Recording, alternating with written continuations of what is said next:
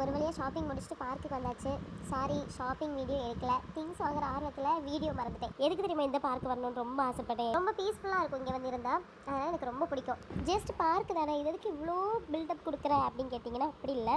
நிறைய மெமரிஸ் இருக்குது. School time and college டைம்லலாம் ஃப்ரெண்ட்ஸ் கூட அடிக்கடி இங்கே வந்திருக்கு. அதனால நிறைய மெமரிஸ் இருக்குங்க. அண்ட் எனக்கு இங்கே ரொம்ப பிடிச்ச விஷயம் என்ன, இங்கே நிறைய மரங்கள், பறவைகள், அது கூட சேர்ந்து மறுபடியும் சின்ன குழந்தைய மாதிரி விளையாடுறதுக்கு நிறைய விஷயங்கள் இருக்குது.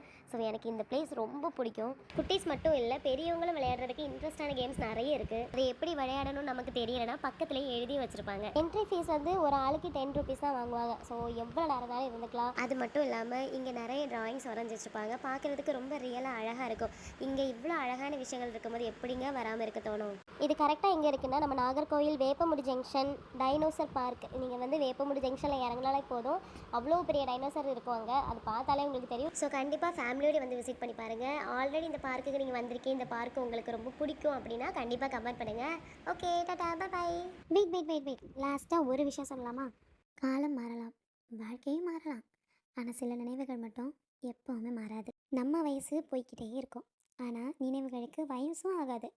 வருடங்கள் கடந்தாலும் ஒரே ஒரு இடம் போதும், எல்லா பழைய சிரிப்புகளையும் மீண்டும் உயிர்ப்பிக்க. இன்றைக்கி இந்த பார்க்கு வந்ததுக்கப்புறம் ஸ்கூல் டைமில் ஃப்ரெண்ட்ஸ் கூட வந்த அழகான நாட்கள் தான் நினைவுக்கு வருது.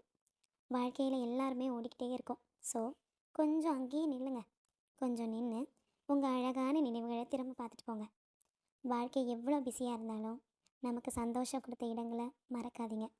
வாய்ப்பு கிடைச்சா திரும்ப போய் பாருங்கள், ஓகேவா? மனசுக்கு ஒரு அழகான அமைதியும் கிடைக்கும். வாழ்க்கையில் எல்லா சந்தோஷத்துக்கு பின்னாடியும் பெரிய பெரிய விஷயங்கள் இருக்கணும்னு அவசியமே இல்லை. சின்ன சின்ன விஷயங்கள் தான் சில நேரத்தில் பெரிய சந்தோஷத்தையே கொடுக்கும். அதனால் பிடிச்சதை சாப்பிடுங்க, பட் கொஞ்சம் ஹெல்த்தியாக சாப்பிடுங்க.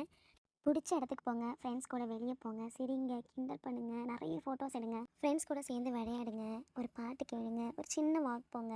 என்ன தான் நம்ம பார்க்குறதுக்கு பெரியவங்களாக இருந்தாலும் நம்ம மனசுக்குள்ளே இன்னும் ஒரு சின்ன குழந்தை இருக்க தான் செய்யுது. அது இல்லைன்னு யாருமே சொல்ல முடியாது. ஸோ அதனால் நிறைய சிரிங்க, நிறைய கற்றுக்கோங்க, நிறைய அன்பு கொடுங்க, நிறைய அன்பு வாங்குங்க. இது மட்டும் கொஞ்சம் கஷ்டம்தான், பட் ட்ரை பண்ணி பார்க்கலாம்.